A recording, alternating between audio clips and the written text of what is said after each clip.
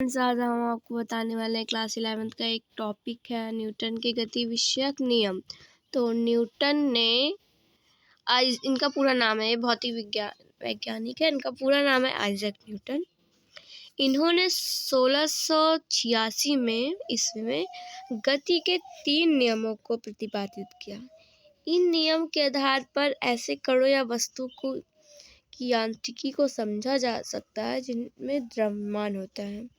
तो इनके 3 नियम क्या हैं, मैं आपको बताने जा रही हूँ। पहला नियम न्यूटन की गति का विषयक प्रथम नियम है कि यदि कोई वस्तु विरामावस्था में है तो वह विरामावस्था में रहेगी, यदि कोई वस्तु गति अवस्था में है तो वह गति अवस्था में ही रहेगी जब तक कि इस पर कोई बाह्य बल न लगाया जाए। इसे जड़त्व का नियम कहते हैं। जड़त्व के नियम को गैलीलियो ने दिया था।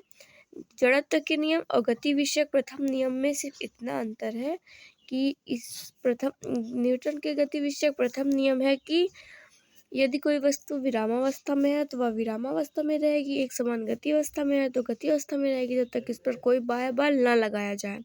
इसमें कोई बाह्य बल न लगाया जाए इसकी बात की गई है, जबकि जड़त्व के नियम में ऐसी कोई बात नहीं की गई है। वह सिर्फ इतना है, यदि कोई वस्तु विरामावस्था में है तो वह विरामावस्था में रहेगी, यदि कोई वस्तु गति की अवस्था में है तो वह गति की अवस्था में ही रहेगी। बस यही छोटा सा ही अंतर है। न्यूटन की गति विषयक प्रथम नियम और जड़त्व का नियम, लेकिन इस प्रथम नियम को जड़त्व का नियम भी कहते हैं। और जो न्यूटन की गति विषयक प्रथम नियम है यह बल को भी परिभाषित करता है। इस नियम के अनुसार बल की डिफिनेशन इस नियम के अनुसार है कि बल वह बाह्य कारक है जो किसी वस्तु की अवस्था में परिवर्तन करने के लिए आवश्यक है। आई होप आपको गति विषयक प्रथम नियम समझ में आया होगा। अब मैं चलती हूँ गति विषयक द्वितीय नियम में। लेकिन गति विषयक द्वितीय नियम समझने से पहले आपको समझना होगा कि संवेग क्या है। तो इसलिए आप लोग को मैं समझाने जा रही हूँ संवेग पहले। तो गति विषयक द्वितीय नियम तब आपको अच्छे से समझ में आएगा। संवेग, किसी वस्तु का संवेग वस्तु के द्रव्यमान और उनके वेग के गुणनफल के बराबर होता है। इस संवेग को P से प्रदर्शित करते हैं और ये जो द्रव्यमान है उसे M से और वेग को V से। अर्थात किसी वस्तु का संवेग वस्तु के द्रव्यमान और वेग के गुणनफल के बराबर होता है। संवेग एक सदिश राशि है, इसमें दिशा और परिमाण दोनों होता है। इसका SI पद्धति में मात्रक द्रव्यमान का क्या होता है, किलोग्राम, और वेग का मीटर पर सेकेंड, इसलिए इसका मात्रक किलोग्राम मीटर पर सेकेंड, और सीजीएस पद्धति में ग्राम सेंटीमीटर प्रति सेकेंड, और इसकी विमा होती MLT की पावर -1।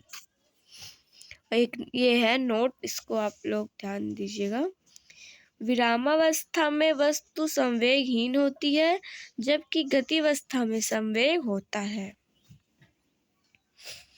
ये डायग्राम है।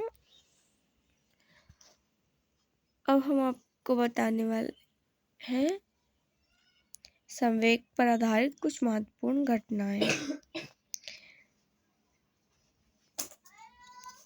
ये रही, ऐसे संवेग होता है। एग्जाम्पल है, संवेग का परिणाम स्थिर रहने पर भी संवेग की दिशा परिवर्तन के लिए बल आवश्यक है। इसका अनुभव हम डोरी द्वारा किसी पत्थर को एक समान चाल से वृत्त में घुमाकर कर सकते हैं। ये देखिए, आप जैसे देख रहे हैं, इस तरह घुमाकर भी संवेग का परिणाम हम बता सकते हैं। सो बाय, तब तक के लिए आपको हम गति विषयक सेकंड वीडियो में बताएंगे। तब तक के लिए बाय।